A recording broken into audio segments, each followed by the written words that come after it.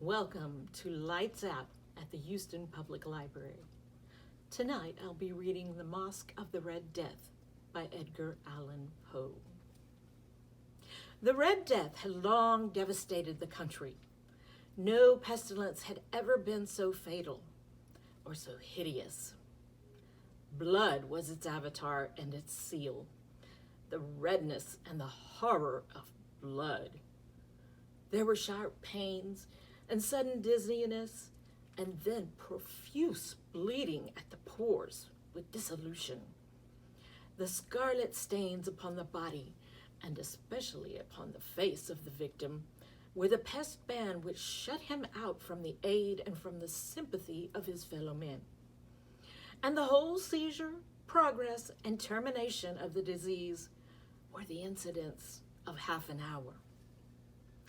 But the Prince Prospero was happy and dauntless and sagacious. When his dominions were half depopulated, he summoned to his presence 1,000 hale and light-hearted friends from among the knights and dames of his court, and with these retired to the deep seclusion of one of his castellated abbeys. This was an extensive and magnificent structure, the creation of the prince's own eccentric yet august taste. A strong and lofty wall girdled it. This wall had gates of iron. The courtiers, having entered, brought furnaces and massy hammers and welded the bolts. They resolved to leave means neither of ingress or egress to the sudden impulses of despair or frenzy from within. The abbey was amply provisioned. With such precautions, the courtiers might bid defiance to contagion. The external world could take care of itself. In the meantime, it was folly to grieve or to think. The prince had provided all the appliances of pleasure. There were buffoons, there were improvisatori, there were ballet dancers, there were musicians, there was beauty, there was wine. All these and security were within. Without was the Red Death.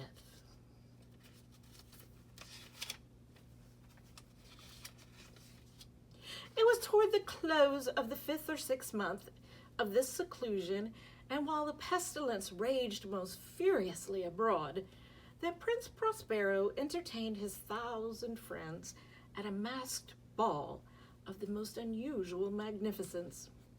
It was a voluptuous scene, that masquerade. But first, let me tell of the rooms in which it was held.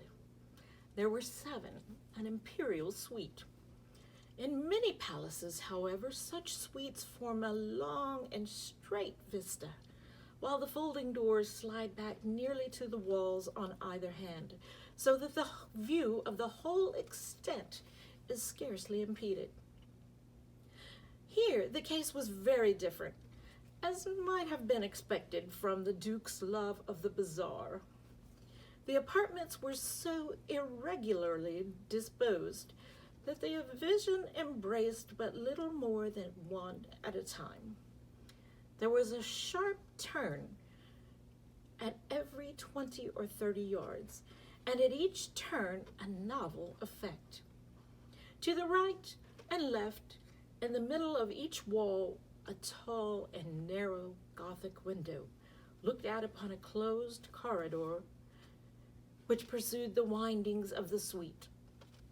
These windows were of stained glass, whose color varied in accordance with the prevailing hue of the decorations of the chamber into which it opened. That at the eastern extremity was hung, for example, in blue, and vividly blue were its windows.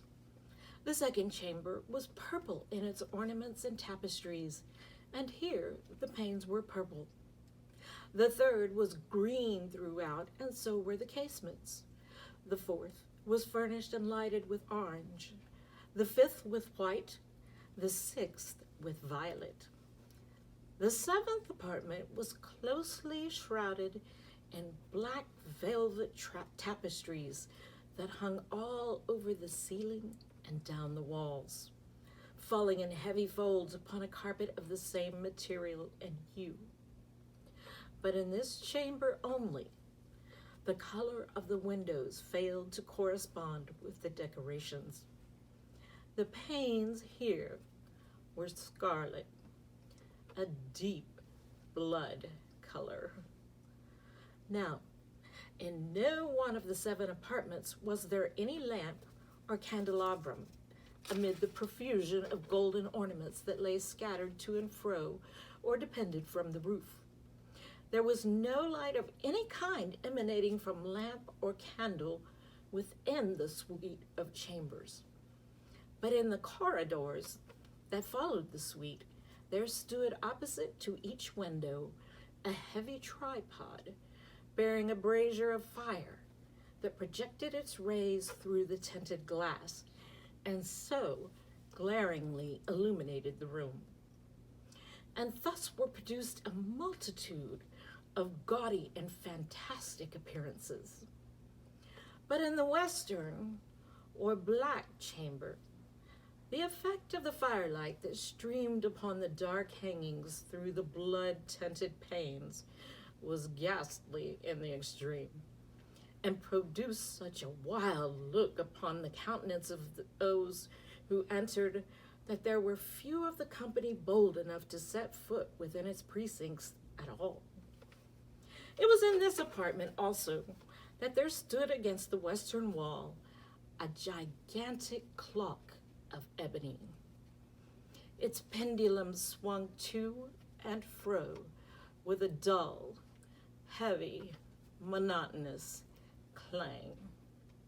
And when the minute hand made the circuit of the face and the hour hand was to be stricken, there came from the brazen lungs of the clock a sound which was clear and loud and deep and exceedingly musical, but of so peculiar a note and emphasis that at each lapse of an hour, the musicians of the orchestra were constrained to pause momentarily in their performance to hearken to the sound. And thus the Walters perforce ceased their evolutions, and there was a brief disconcert of the whole gay company. And while the chimes of the clock yet rang, it was observed that the giddiest grew pale, and the more aged and sedate passed their hands over their brows, as if confused in reverie or meditation. But when the echoes had fully ceased, a light laughter at once pervaded the assembly. The musicians looked at each other and smiled as if at their own nervousness and folly, and made whispering vows each to the other that the next chiming of the clock should produce in them no similar emotion. And then, after the lapse of 60 minutes, which embrace 3,600 seconds of the time that flies, there came yet another chiming of the clock. And then there were the same disconcert and tremulousness and meditation as before. But in spite of these things, it was a gay and magnificent revel. The tastes of the Duke were peculiar. He had a fine eye for colors and effects. He disregarded the decora of mere fashion. His plans were bold and fiery, and his conceptions glowed with barbaric luster. There are some who would have thought him mad. His followers felt that he was not. It was necessary to hear and see and touch him to be sure that he was not. He had directed in great part the movable embellishments of the 7 chambers upon occasion of this great fete, and it was his own guiding taste which had given character to the masqueraders. Be sure, they were grotesque. There was much glare and glitter and piquancy and phantasm, much of what has since been seen in Hernani. There were arabesque figures with unsuited limbs and appointments. There were delirious fancies such as the madman fashions. There was much of the beautiful, much of the wanton, much of the bizarre, something of the terrible, and not a little of that which might have excited disgust.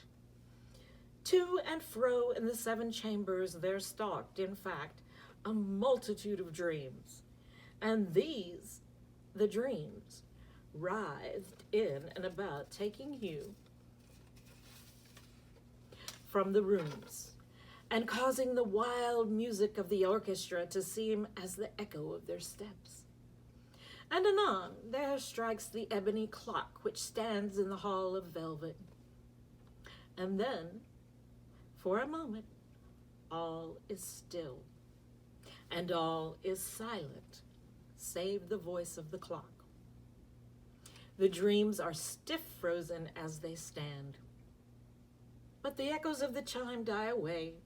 They have endured but an instant, and a light, half-subdued laughter floats after them as they depart. And now again the music swells, and the dreams live and writhe to and fro more merrily than ever, taking hue from the many tinted windows through which stream the rays from the tripods. But to the chamber which lies most westwardly of the 7, there are now none of the maskers who venture, for the night is waning away, and there flows a ruddier light through the blood-colored panes, and the blackness of the sable drapery appalls, and to him whose foot falls upon the sable carpet, there comes from the near clock of ebony a muffled peal, more solemnly emphatic than any which reaches their ears, who indulge in the more remote gaieties of other apartments. But these other apartments were densely crowded, and in them beat feverishly the heart of life. And the revel went whirlingly on, until at length there commenced the sounding of midnight upon the clock. And then the music ceased, as I have told, and the evolutions of the waltzers were quieted. And there was an uneasy cessation of all things as before. But now there were 12 strokes to be sounded by the bell of the clock. And thus it happened, perhaps, that more of thought crept, with more of time, into the meditations of the thoughtful among those who reveled. And thus, too, it happened, perhaps, that before the last echoes of the last chime had utterly sunk into silence, there were many individuals in the crowd who had found leisure to become aware of the presence of a masked figure which had arrested the attention of no single individual before. And the rumor of this new presence having spread itself whisperingly around, there rose at length from the whole company a buzz or murmur expressive of disapprobation and surprise, and then finally of terror, of horror, and of disgust. In an assembly of phantasms such as I have painted, it may well be supposed that no ordinary appearance could have excited such sensation. In truth, the masquerade license of the night was nearly unlimited. But the figure in question had out-Heroded Herod and gone beyond the bounds of even the prince's indefinite decorum. There are chords in the hearts of the most reckless which cannot be touched without emotion. Even with the utterly lost, to whom life and death are equally jest, there are matters of which no jest can be made. The whole company, indeed, seemed now deeply to feel that in the costume and bearing of the stranger, neither wit nor propriety existed. The figure was tall and gaunt, and shrouded from head to foot in the habiliments of the grave. The mask, which concealed the visage, was made so nearly to resemble the countenance of a stiffened corpse that the closest scrutiny must have had difficulty in detecting the cheat. And yet, All this might have been endured, if not approved, by the mad revelers around. But the mummer had gone so far as to assume the type of the Red Death. His vesture was dabbled in blood, and his broad brow, with all the features of the face, was besprinkled with the scarlet horror. When the eyes of Prince Prospero fell upon this spectral image, which with a slow and solemn movement, as if more fully to sustain its role, stalked to and fro among the waltzers, he was seen to be convulsed in the first moment with a strong shudder, either of terror or distaste, but in the next his brow reddened with rage. "Who dares," he demanded hoarsely of the courtiers who stood near him, "who dares insult us with this blasphemous mockery? Seize him and unmask him, that we may know whom we have to hang at sunrise from the battlements." It was in the eastern or blue chamber in which stood the Prince Prospero as he uttered these words. They rang throughout the 7 rooms loudly and clearly, for the prince was a bold and robust man, and the music had become hushed at the waving of his hand. It was in the blue room where stood the prince with a group of pale courtiers by his side. At first, as he spoke, there was a slight rushing movement of this group in the direction of the intruder, who at the moment was also near at hand, and now, with deliberate and stately step, made closer approach to the speaker. But from a certain nameless awe with which the mad assumptions of the mummer had inspired the whole party, there were found none who put forth hand to seize him, so that unimpeded he passed within a yard of the prince's person. And while the vast assembly, as if with one impulse, shrank from the centers of the rooms to the walls, he made his way uninterruptedly, but with the same solemn and measured step which had distinguished him from the first, through the blue chamber to the purple, through the purple to the green, through the green to the orange, through this again to the white, and even thence the violet, ere a decided movement had been made to arrest him. It was then, however, that the Prince Prospero, maddening with rage and the shame of his own momentary cowardice, rushed hurriedly through the 6 chambers, while none followed him on account of a deadly terror that had seized upon all. He bore aloft a drawn dagger and had approached in rapid impetuosity to within 3 or 4 feet of the retreating figure, when the latter, having attained the extremity of the velvet apartment, turned suddenly and confronted his pursuer.